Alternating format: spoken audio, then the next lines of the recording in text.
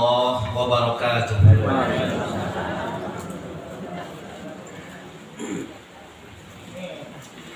Innal hamdalillahi wa kafa wa nusalli ala nabiyyina al-mustafa wa ala alihi wa sahbihi wa man ittaba'al huda.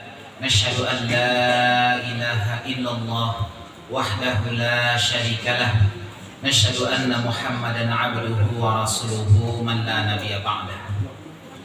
Bapak Ibu hadirin wal hadirat, kaum muslimin wal muslimat, angku-angku, nenek mama, alim ulama, cadek pandai, bundo kanduang, nan mudo-mudo ketek indak berpanggian namo, gadang indak basabik gala. Semoga kita sedonyo berada dalam naungan rahmat dan kasih sayang Allah Subhanahu wa ta'ala. Allah Subhanahu wa ta'ala berfirman di dalam surat Al-Anfal, surat ke-8 di dalam Al-Quran, ayat ke-2. Na'udzubillahi minasyaitonir rajim. Innamal mu'minuna, sesungguhnya hanyalah orang-orang beriman saja. Idza dzukirallahu wajilat qulubuhum, apabila dia mengingat Allah, apabila dia berzikir, wajilat qulubuhum, bergetar hati, tasentak batin. Wa idza tuliyat alaihim ayatuhu zadathum imana, dan apabila dibacakan kepada dia ayat-ayat kami, maka bertambah keimanannya. Wa ala rabbihim yatawakkalun, dan kepada Tuhannya dia berserah diri, bertawakal. Shadaqallah. Bapak Ibu hadirin wal hadirat yang dirahmati Allah, ayat ini menjadi ciri-ciri gitu. Iyo ndak kita orang beriman atau indah. Kalau kita orang beriman ada tanda-tandanya. Disebutkan dari surat Al-Anfal ayat kedua tadi. Ada tanda-tanda. Jadi kalau kita orang beriman, Bapak Ibu ya, ketika berzikir, ketika membaca ayat Al-Quran, disebutkan kalimat-kalimat Allah, teringat kita kepada Allah, bergetar atau sentaknya di qalbi. Jadi ketika kita membaca ayat Al-Quran, layado enggak bergetar hatimu? Atau biasa saja? Atau biasa saja? Sama model Bapak Ibu ya.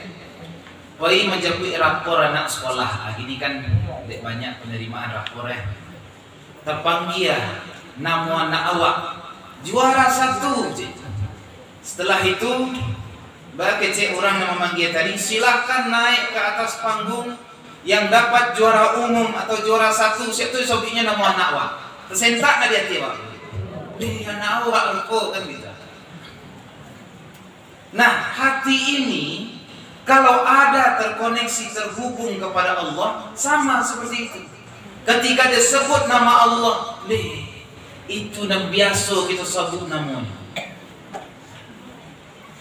Nah Bapak Ibu yang rahmati Allah, itu tanda-tanda orang beriman. Hanya orang beriman yang merasakan itu. Nah Bapak Ibu yang rahmati Allah, kalau di dalam literasi atau di dalam pelajaran-pelajaran keagamaan, tazkiyatun nafs, bagaimana mengelola hati, membersihkan jiwa, itu namanya tazkiyatun nafs. Tidak kalah penting dari pelajaran yang lain. Ada pelajaran namanya fikih. Nah, kalau Buya kita tadi punya pesantren, siswa itu ada belajar fikih, belajar tafsir, belajar hadis, ada mustalahul hadis, ada ilmu tafsir dan seterusnya. Ada istilahnya lain, tazkiyatun nafs, penyucian jiwa. Berbicara bagaimana menata hati, tazkiyatun nafs. Sabara penting tazkiyatun nafs ke Bapak Ibu. Nomor 1 pembahasannya. Sebelum awak bicara yang lain, tazkiyatun nafs ke nomor 1. Di dalam surah Al-Baqarah ada surah ayat yang mirip-mirip Bapak Ibu ya. Surah Al-Baqarah 129, surah Al-Baqarah 151. Kemudian surah Al-Jumu'ah ayat 2. Itu mirip-mirip. Walladzi ba'atsa fil ummiyina rasulan minhum yatlu 'alaihim ayati wa yuzakkihim. Dialah Allah yang mengutus seorang rasul dari kalangan kamu sendiri, ya. Kemudian yatlu 'alaihim ayati, kemudian dibacakan kepada mereka itu ayat-ayat Allah. Bagaimana reaksi kalau dibacakan ayat-ayat Allah? Wa yuzakkihim, untuk membersihkan jiwa. Jadi Bapak Ibu, kita buka ayat Al-Quran dong. Ya, Quran kan dibuka dari kiri, dari kanan. Pertama sekali kalau kita buka Quran nampak ada gitu. Surah Al-Fatihah. Al-Fatihah itu artinya pembukaan. Nah, setelah itu masuk pembahasannya surah Al-Baqarah. Surah Al-Baqarah kok diawali dengan 3 huruf mutasyabihat. Alif, Lam, Mim. Nah, setelah itu apa pembahasannya? Dzalikal kitabu la raiba fi. Tidak ada keraguan. Nah, keraguan itu bahasa hati. Meragu itu hati. Keraja hati itu. Bayangkan baru mulai pembahasan Al-Quran langsung berbicara hati. Bah manduduan hati awak jangan ragu-ragu. Nah, surah Al-Fatihah 7 ayat ditambah surat Al-Baqarah 6 ayat pertama, itu surat yang ayat spesial. Kalau Bapak Ibu buka Quran ya, surah Al-Fatihah itu banyak hiasannya kan gitu ya, spesial. Sama aja 6 ayat di awal surah Al-Baqarah spesial. Aduh, hiasan-hiasan segala macam. Pak buka kelanjutannya, sebaliknya ya. Itu pembahasan ayat-ayat umum. Ayat pertama dibahas di Allah ketika kita membuka Quran. Innal ladzina kafaru sawa'un 'alaihim a anzartahum am lam tunzirhum la yu'minun. Bagi si Allah, ada orang ada orang dikecewakan atau tidak, ditegurnya atau tidak, diingatkan atau tidak, dapat pengajian atau tidak, lah sama saya. Sia itu khatamallahu ala qulubihim. Allah sudah mengunci hati mereka. Jadi pembahasan pertama itu adalah pembahasan hati, qalbu. Nah, jadi agak berbeda qalbu itu Bapak Ibu. Qalbu kalau bahasa Arab artinya jantung. Jantung ya. Jadi kalau awak pergi ke rumah sakit, ditanya oleh dokter marid qalb, itu artinya sakit jantung. Nah, kalau dewa qalbu secara makna diartikan hati. Tapi hati dalam dunia kesehatan beda. Hati ya kalau bahasa Inggrisnya liver, kalau bahasa Arabnya kabid. Nah, kabid itu artinya hati. Tapi bukan itu maksudnya. Jadi yang dimaksudkan qalbu itu adalah jantung. Nah, jantung itu. Dalam hadis Arba'in An-Nawawi hadis ke-6 apa kata Nabi? Inna likulli jasad mudghah. Ada setiap tubuh itu segumpal daging. Segi kuat cina. Fa idza salaha salaha jasadu kullu wa idza fasada jasadu kullu. Kalau elok segumpal daging ko elok sadonya. Kalau rusak sadonya. Kalau berhentinya berfungsi, innalillahi wa inna ilaihi raji'un. Tak boleh tu. Samini saja nya tak bekerja, tak boleh. Bapak Ibu kalau ingin mencari orang ikoleh adonya tindak atau lapainya, dengarkan detak jantung. Nah, itu yang qalbu itu. Qalbu itu artinya yang berbolak-balik. Jadi fungsi jantung itu mengembang, itunya bekerja. Yang berbolak-balik. Jadi maksud Nabi SAW jantung itu yang berfungsi untuk istilah secara maknawi itu yang juga bisa merasakan. Jadi Bapak Ibu, kalau awak tak kaji, ana berdasar jantung atau hati awak? Jadi jantung itu yang maksudnya. Cuma di awak ada tafsir maknawi secara makna hati kan gitu ya. Nah, Bapak Ibu yang rahmati Allah, pembahasan di dalam Al-Qur'an mengenai qalbu itu pembahasan pertama. Di dalam hadis Nabi Bapak Ibu, bara jumlah hadis Nabi satu-satu. Imam Ahmad bin Hanbal hafal hadis 1 juta. Nah, kini tak ada yang 1 juta oleh Bapak Ibu ya. Yang paling banyak kini orang yang hafal hadis dulu ulama kita di Mesir, namanya Syekh Abu Ishaq Al-Huwaini. Nah, itu masih hidup orang. Nah, jadi ada beberapa lagi guru kami di Mesir namanya Syekh Mustafa Adawi, dan beberapa yang lain itu masih hidup, hafal hadis ratusan ribu. Nah, hadis Nabi yang banyak tuh Bapak Ibu, kalau dikumpulan sadonya, kemudian disimpulkan, apa kata Imam An-Nawawi, bisa dikerucutkan, disimpulkan menjadi 40 hadis. Jadi hadis Nabi yang banyak kok disimpulkan menjadi 40 hadis. Namanya Arba'in An-Nawawi. Hadis pertama dari Arba'in An-Nawawi itu apa Bapak Ibu? Innamal a'malu binniyat. Niat kok masalah hati.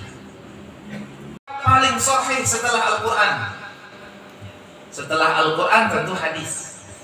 Dari sekian banyak hadis Nabi kok, mana paling sahih hadisnya? Sahih Bukhari.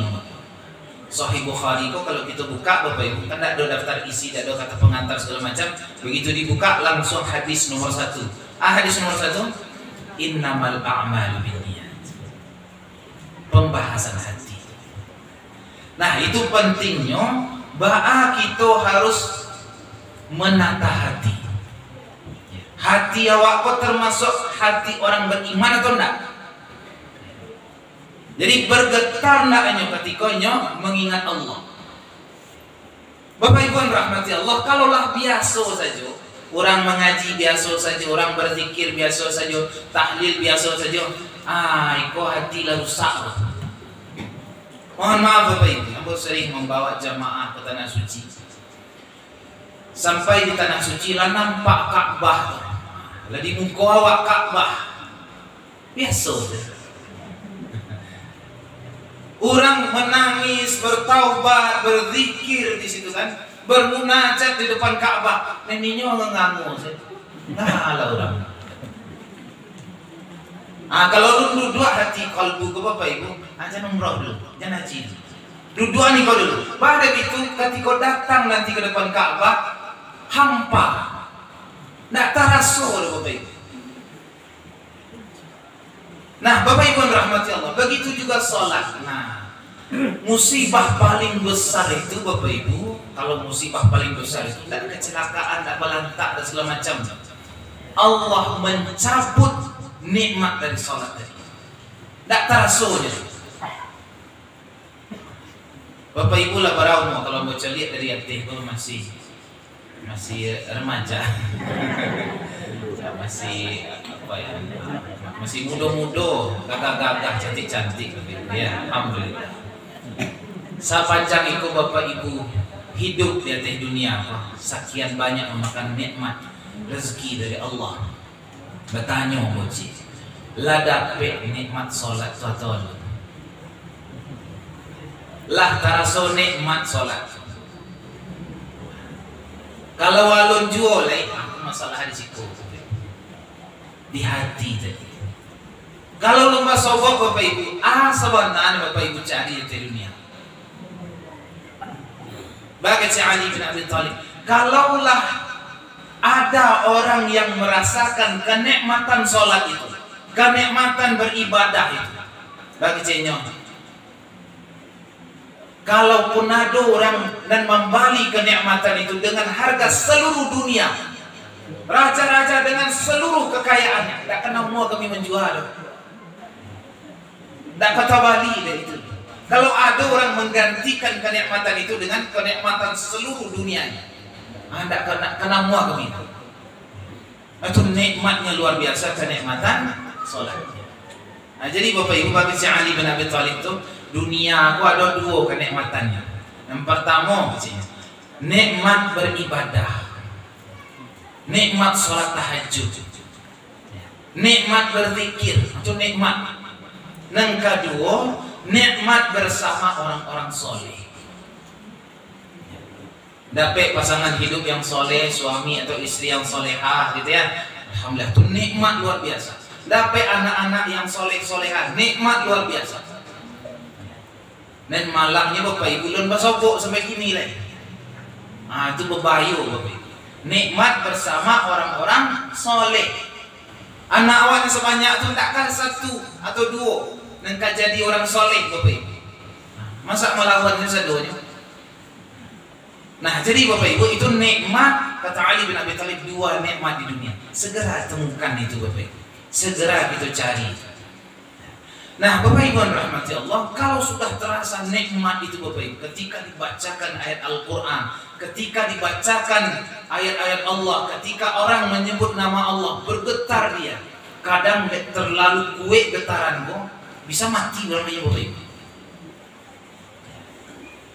Jadi mudah menerima hidayah, mudah menerima nasihat. Al-Qur'an sih hadis guru. Nah, Bapak Ibu rahmati Allah, Umar bin Khattab. Jadi Umar itu Bapak Ibu kan kita tahu Umar itu sangat bagak kan gitu ya. Orang takwinya. Itulah Umar bin Khattab. Tapi Umar ketika membaca ayat-ayat Al-Qur'an yang berkenaan dengan azab, dengan hari kiamat, dengan api neraka, Umar kok sakit 2 bulan Bapak Ibu. Bahaya sakitnya karena ya mendengarkan ayat-ayat tentang azab. Takwi. Itulah hawa harusnya. Jadi ketika mendengarkan ayat-ayat tentang azab, aduh rasa kita meminta perlindungan dari Allah Subhanahu wa taala. Ada ulama besar zaman tabi'in namanya Sufyan Ats-Tsauri. Sufyan Ats-Tsauri itu orang alim luar biasa, sezaman dengan Imam Malik. Bagi seorang sesungguhnya Sufyan Ats-Tsauri itu tidak kalah alim dari Imam Malik. Imam Malik itu guru dari Imam Syafi'i. Mazhab awak Bapak.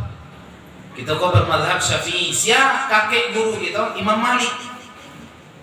Ya, Imam Malik itu buat sekolah di Madinah, ini yang menjadi cikal bakal Jamiah Islamiyah di Madinah. Dari mama orang belajar sampai kini. Nah, ada yang lebih alim dari Imam Malik, namanya Imam Sufyan Ats-Tsauri, tapi tidak di Madinah, di Irak, di Kufah. Nah, Sufyan Ats-Tsauri itu salah satu pembahasannya adalah rihlah ila darul akhirah. Rihlah jalan-jalan ila darul akhirah, ke negeri akhirat. Tidak macam-macam dari jalan ini Pak ya. Bawa jalan-jalan kemarin sana Pak. Cari dulu ya. Cari. Ke akhirat kita jalan-jalan. Itu bukunya, nama bukunya, yaitu ceramah tentang negeri akhirat.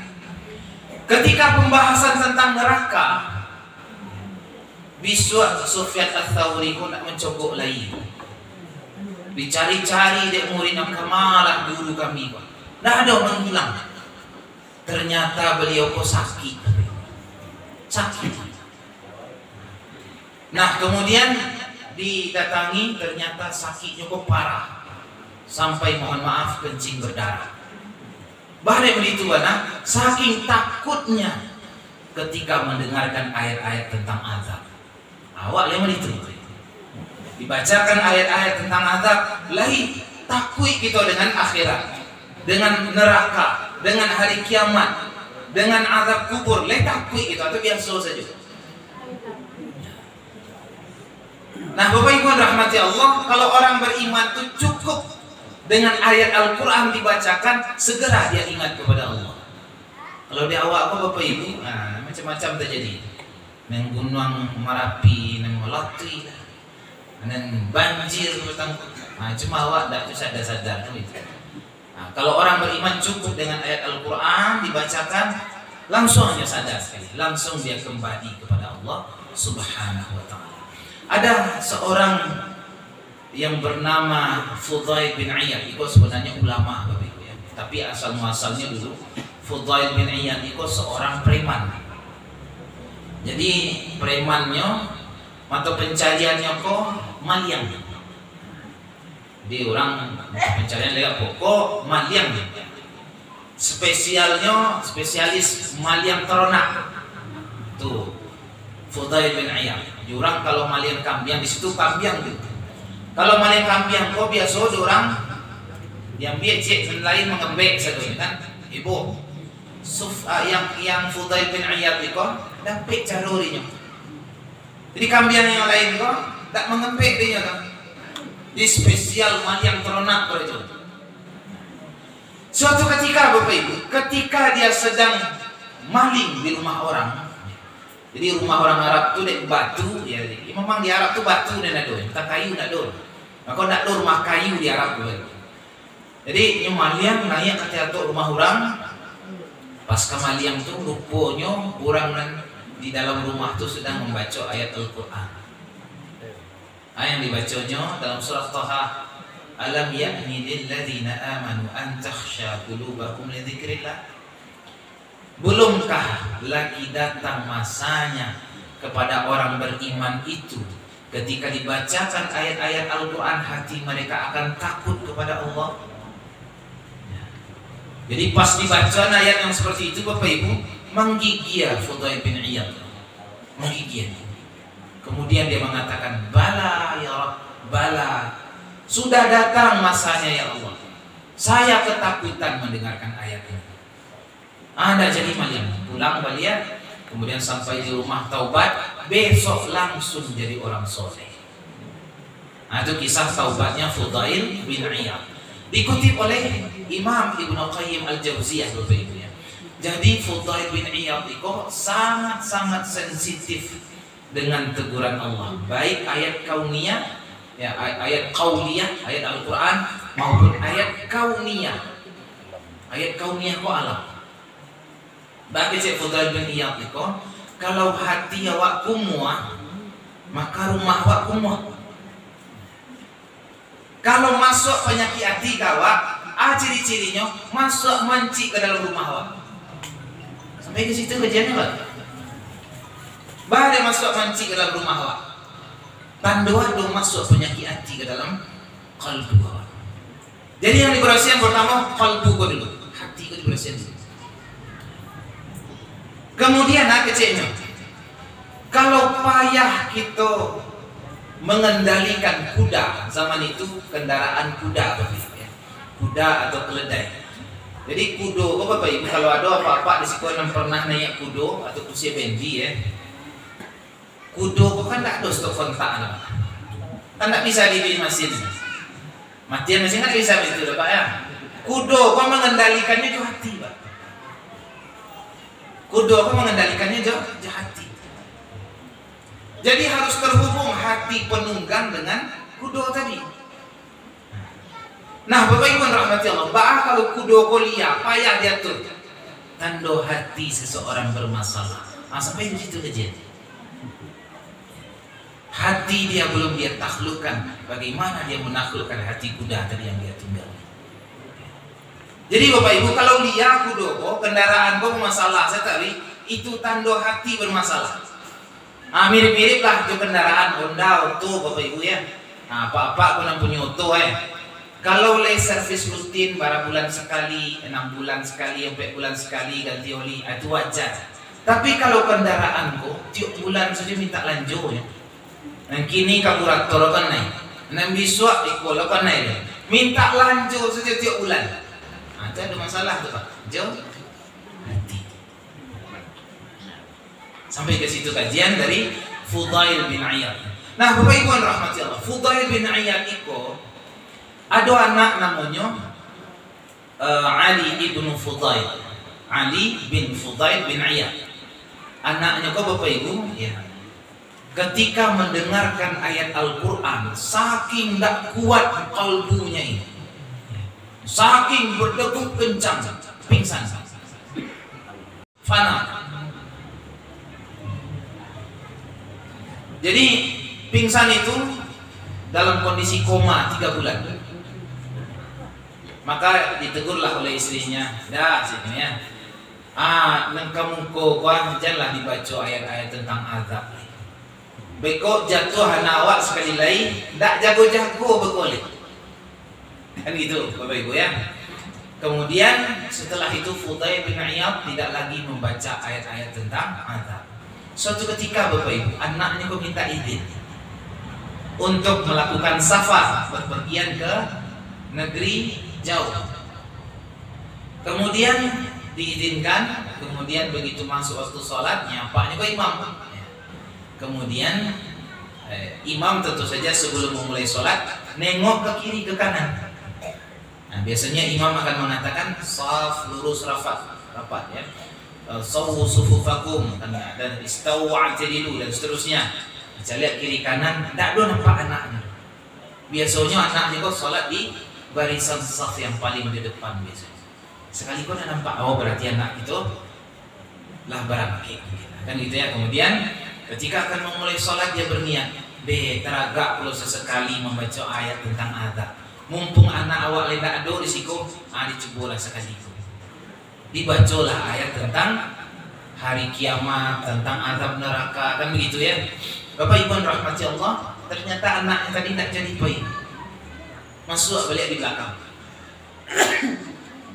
Tak disapa yang mukul, ternyata dari sahabat belakang anaknya. Nah, begitu ayahnya membaca ayat tentang azab itu, ada beberapa orang terpekik di belakang, tumbang. Salah satunya anaknya, Ali ibn Fudail, dan tewas di tempat. Tak jago-jago. Maka dijuluki dengan qatilil Quran, yang terbunuh karena Al-Quran. Ambo baru tahu sekali kalau mau mendengar Quran bisa dipakai bunuh orang.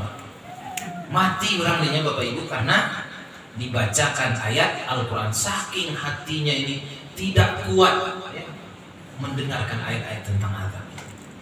Bapak Ibu rahmati Allah, dahulu tanya orang tua-tua kita Bapak Ibu, zaman dahulu di Mekah, di Madinah itu banyak kita dengar berita orang meninggal dalam sholat.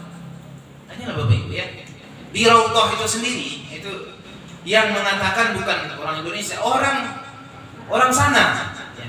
Ambo bulan lalu ambo pulang dari umrah, ambo bercerita-cerita, aku kecil orang situ. Dahulu setiap bulan ada saja yang meninggal, bukan setiap bulan, setiap minggu yang meninggal di Raudhah. Ya. Dan mayoritas meninggal dalam kondisi sujud. Ketika sujud karena tidak kuat menahan gejolak di dalam kalbunya tadi, meninggal ketika sujud. Ada saja informasinya itu betul. Sekarang baru di tahun-tahun sekarang baru tidak ada informasi itu lagi. Jarang itu terjadi. Kenapa? Karena orang sekarang pergi umrah, pergi ke tanah suci, ke makam Nabi, keluar HP, syuting gitu. Gitu ya. Masuk makam Nabi kan, posting itu. Halo guys. Sekarang di makam Nabi kan dua HP syuting. Sekarang di Raudhah, maka hilang rasa yang ada di qalbu tadi. Jadi Bapak Ibu rahmati Allah, kalau hilang itu bahaya. Apa yang membuat dia hilang? Yang pertama bisa jadi maksiat. Dalam surah Al-Mutaffifin ayat ke-14, kalla bal rana ala qulubihim ma kanu yaksibun. Kalla, sekali-kali tidak, kata Allah. Rana ala qulubihim, terkunci, tertutup, tertimbun hati mereka. Bima kanu yaksibun, dengan dosa-dosa yang mereka lakukan. Jadi setiap dosa ada satu bintik hitam melekat di hati. Nanti dosa lagi melekat di hati. Selama-lama bintik hitam ini makin banyak, tertutuplah hati tadi. Tidak bisa merasakan kenikmatan ibadah. Yang kedua Bapak Ibu, bisa saja sesuatu yang halal, yang mubah tapi terlalu berlebihan. Contohnya tertawa. Tertawa kok boleh Pak? Ya. Tertawa tidak ada orang melarang, silakan tertawa. Cuma kalau berlebihan, itu kata Nabi, ya, aqilud dhahak, kata Nabi. Sedikitlah kalian tertawa. Fa inna kasratud dhahak tamutul qalb. Sesungguhnya kalau banyak kalian tertawa mematikan hati. Mati hati kalau terlalu banyak tertawa. Terlalu banyak melakukan yang halal. Apa itu? Makan terlalu banyak, tidur terlalu banyak, berbicara terlalu banyak, tertawa terlalu banyak. Tamutul qalb, mematikan hati. Itu kata Ibnu Qayyim al-Jauziyah dalam kitab Tazkiyatun Nafs. Jadi kalau yang haram adalah jelek, yang halal saja tidak boleh banyak-banyak. Yang halal saja tidak boleh banyak-banyak. Sewajarnya saja. Karena kalau sudah mati ini tidak bisa dia merasakan, hambar dia, maka tidak bisa merasakan kenikmatan ibadah, tidak bisa merasakan indahnya bermunajat kepada Allah, berzikir itu hilang nikmatnya. Kalaulah seperti itu Bapak Ibu ya, itu musibah besar. Jadi Bapak Ibu yang rahmati Allah, bagaimana dahsyatnya khusyuk di dalam sholat itu Bapak Ibu. Suatu ketika Nabi pulang dari satu peperangan. Ketika berperang, hujan lokal ya. Ketika Nabi pulang dari satu peperangan, banyak yang terluka, banyak yang kelelahan, ya. Sehingga Nabi memutuskan untuk berhenti bermalam di satu lembah. Kamu udah tahu pasti di lembah yang jadi di luar Aswan, di luar kota perbatasan tanah Hijaz. Kemudian ketika bermalam itu Nabi menunjuk 2 orang untuk berjaga-jaga supaya orang yang sedang beristirahat ini bisa terlindungi. Jadi ditunjuk 2 orang untuk berjaga-jaga. Yang pertama namanya Ammar bin Yasir. Yang kedua Abbad bin Bishr. Abbad bin Bishr dan Ammar bin Yasir. Bapak Ibu mungkin ingat Yasir ini bapaknya yang dahulu dibunuh oleh orang Mekah. Ammar bin Yasir, Abbad bin Bishr. 2 orang satpam ini bersepakat. Ammar sih. Anda ambil itu udah ganti-gantian kita lelok bah, itu kan letih, kita kan juga kelelahan. Ada di padu kita bajago dua-dua, siap itu kita takolok kedua bukan. Acak kita ganti-gantian. Jadi saya yang dulu bajago. Ada itu udah si Abbad bin Bishr, biambo dulu. Nanti tengah malam gantian, aku istirahat, engkau pula yang bajago sampai pagi. Jadi tengah malam baru gantian shift kan gitu ya. Maka Abbad bin Bishr inilah dahulu yang berjaga-jaga. Jadi patroli dia keliling, yang mencari tempat aman dak. Kemudian setelah selesai berkeliling, kemudian dia perhatikan kaum muslimin sudah tidur, kondisi sudah kondusif, kemudian kemangan. Kalau anak kini Bapak Ibu dipayanya main HP sampai pagi. Cigo anak bujang awak main HP sampai pagi Bapak Ibu. Nah, Abbad bin Bishr itu katakan Nabi, ada itu. Kalau lah apa daripada ulama nuang saya sih, kondisi kan aman.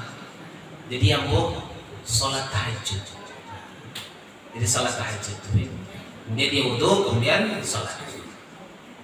Ketika dia sholat, ternyata ada musuh yang mengintai. Tentu musuh ini yang dibayainya pertama sekali tentu orang yang berjaga ini. Kan gitu ya, tentu dia sasaran pertama. Maka dibidiklah dengan panah, dipanahlah Abbad bin Bishr yang sedang sholat ini, menancap di dada. Setelah menancap di dada, jadi panah kok Bapak Ibu ya, kalau dicabut sakitnya tanggung. Terbayang Bapak Ibu, panah itu ujungnya begitu ya. Nah, itu dari tembaga atau dari besi kan gitu ya. Jadi kalau dicabut itu terbau lagi yang itu sakit. Nah, jadi kalau mencabut panah kok caranya, cara yang lebih agak kurang sakit istek, diontaan kan sampai tembus. Apa tanu jongnya dulu kainya kok. Nah, baru bisa dia dicabut dengan mulus kan gitu ya. Kalau dicabut langsung, itu apa?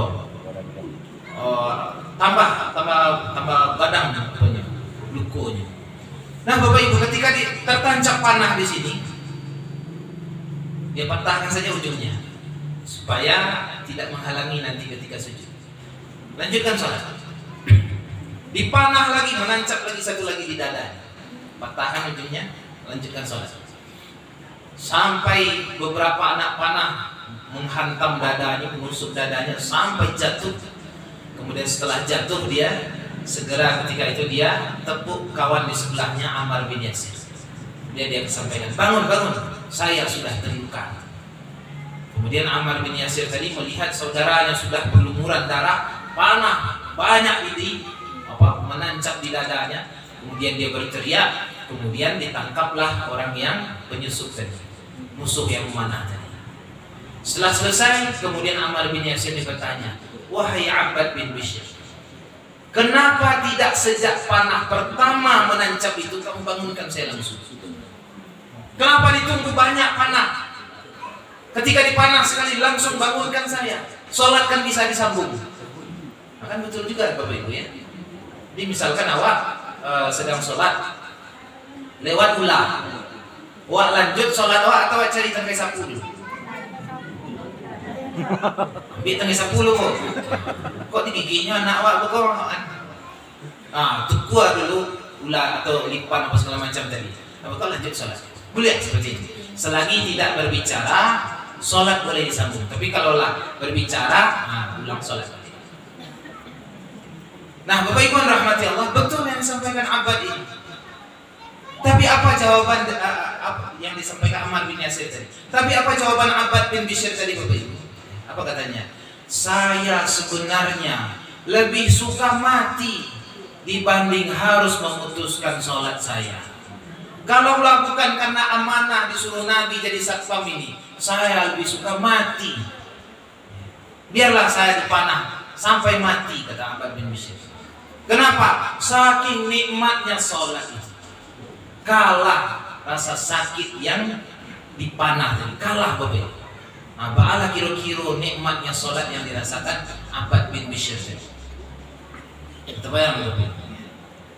Ali bin Abi Thalib juga pernah dipanah punggungnya.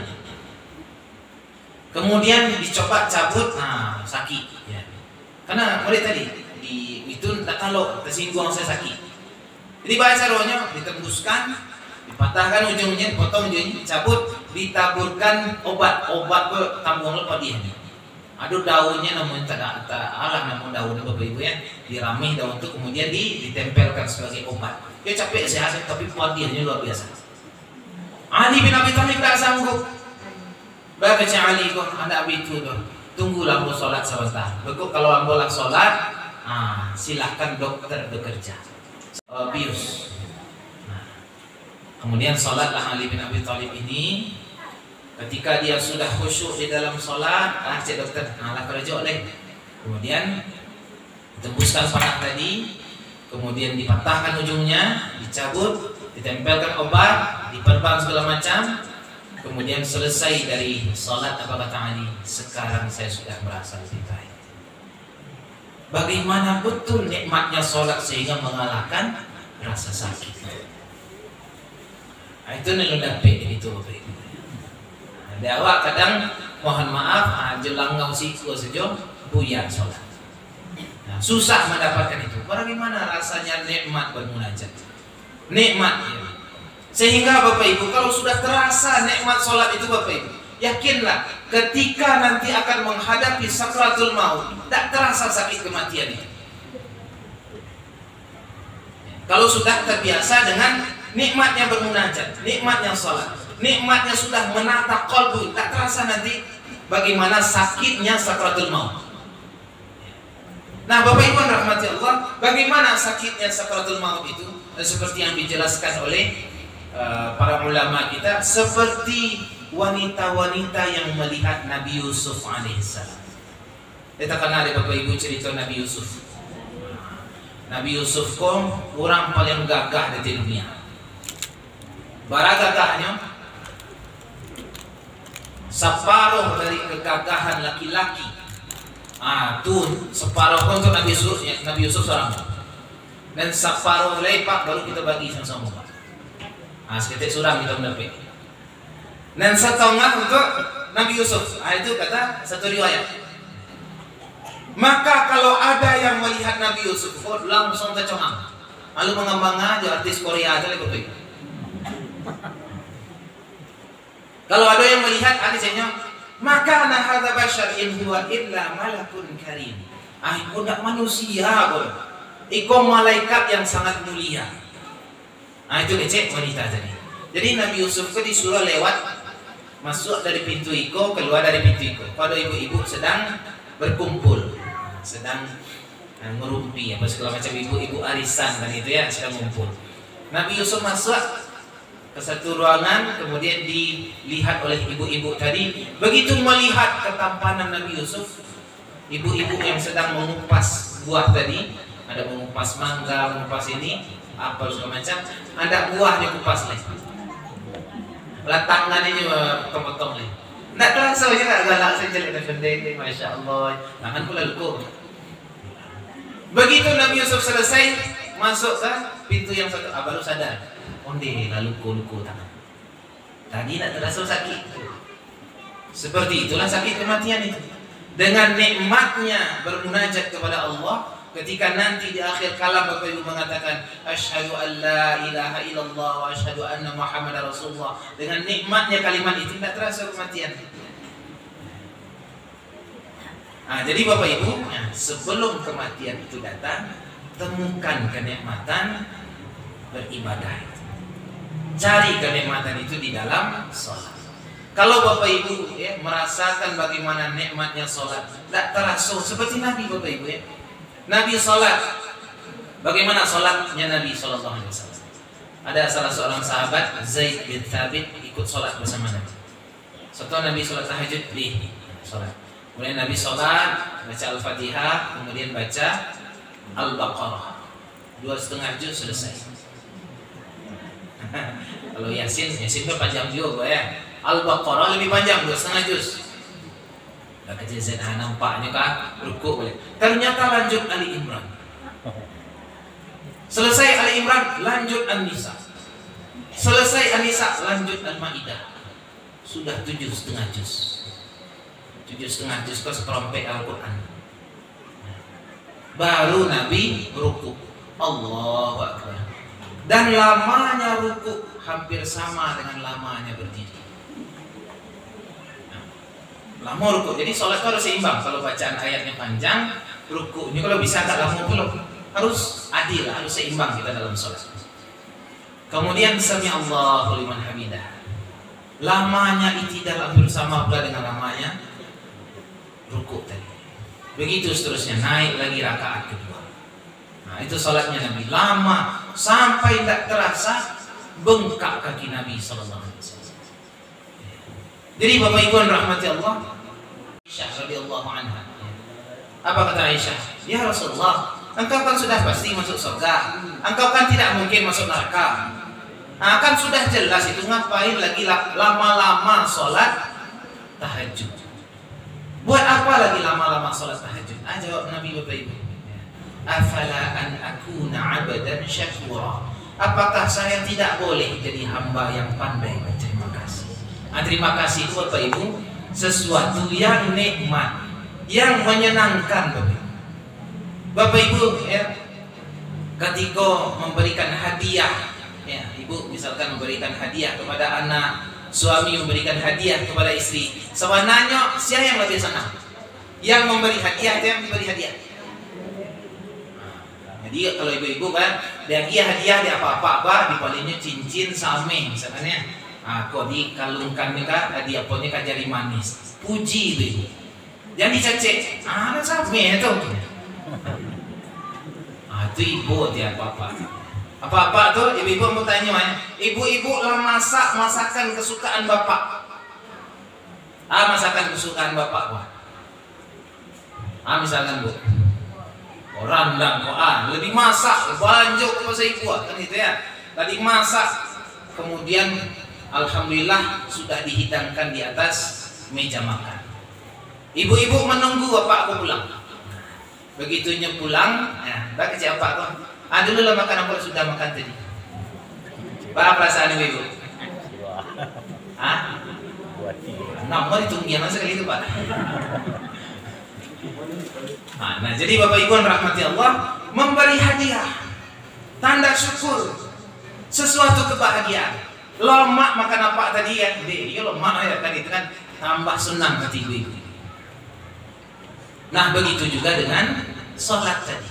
Sholat itu bukan hanya sekedar kewajiban Bapak Ibu, tanda terima kasih kepada Allah, tanda syukur kepada Allah.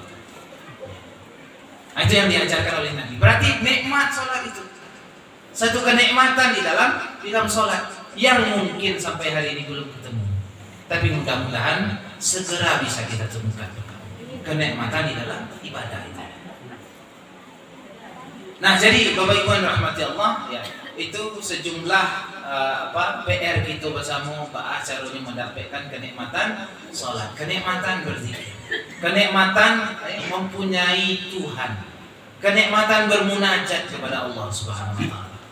Nah, kalau sudah duduk hati ini Bapak Ibu ya, sudah ada rasa nikmat beribadah, rasa rindu. Nanti akan ada itu rasa rindu ke Baitullah, rasa rindu bertemu Nabi. Datanglah ke tanah suci. Oh, rasanya luar biasa. Ketika pertama melihat Ka'bah, luar biasa. Itu sesuatu yang terus kita bangun di dalam ibadah, dalam sholat. Terus kita bangun sekarang kita melihat Ka'bah. Sekarang bertemu dengan makam Nabi SAW. Apalagi nanti di akhirat bertemu langsung dengan Nabi. Nabi menunggu kita di pintu surga, mengambil tangan kita, membawa ke telaga, menyuapkan kita dengan air telaga Al-Kautsar, menggandeng tangan kita masuk ke dalam surga. Nah, itu bagaimana rasanya? Nah, jadi Bapak Ibu yang rahmati Allah, itu yang menjadi PR kita bersama, yang menjadi tugas kita bersama. Temukanlah kenikmatan sholat dengan cara membersihkan kalbu. Selama dia berkarat, selama dia punya penyakit, nah yang baik itu tidak akan masuk. Sama juga galih Bapak Ibu ya, galih kan. Kalau galih hambong minta air cik bu, dicari dia bu, ada kotoran di dalam cicak di dalam itu, cik kucing boleh. Kira-kira ibu pernah mau enggak menuangkan minuman di situ? Oh enggak, Ustaz. Berhasil gali Ustaz. Nah, cuci lah kali itu. Tapi kalau mau paso dia ibu ya, dah ada bu, pokok tuangkan salah kasih kau kopi. Paso ibu kan, akhirnya dituangkan kopi. Ada enggak Bapak Ibu yang mau minum?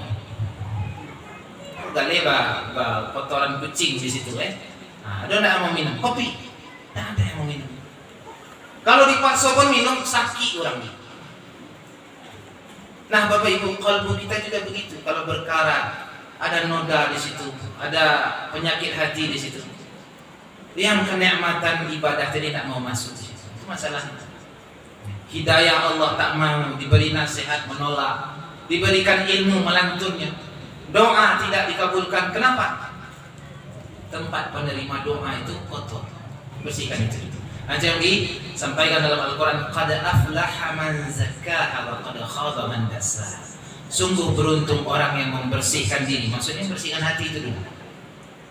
Bukan membersihkan badan, yo mandi, yo juga ya, membersihkan yang lain yo. Tapi yang pertama hati dulu.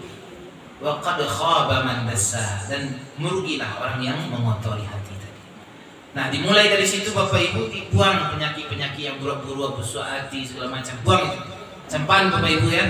Kemudian masukkanlah ya hal-hal baik ke dalam hati kita. Setelah itu insya Allah hidayah Allah akan masuk, nikmat sholat, nikmat ibadah akan terasa. Kemudian, nah setelah itu tadi seperti yang disebutkan dalam surah Al-Anfal, ketika berzikir bergetar ya.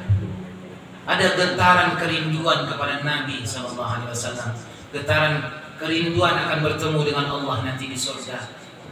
Kemudian ya, bertambah keimanan setiap berzikir, setiap dibacakan ayat Al-Quran, setiap ibadah terus naik level keimanan tadi. Jadi Bapak Ibu, mudah-mudahan bermanfaat, karena 2 menit waktu itu akan berkumandang. Kita cukupkan. Billahi taufiq wal hidayah. Assalamualaikum warahmatullahi wabarakatuh.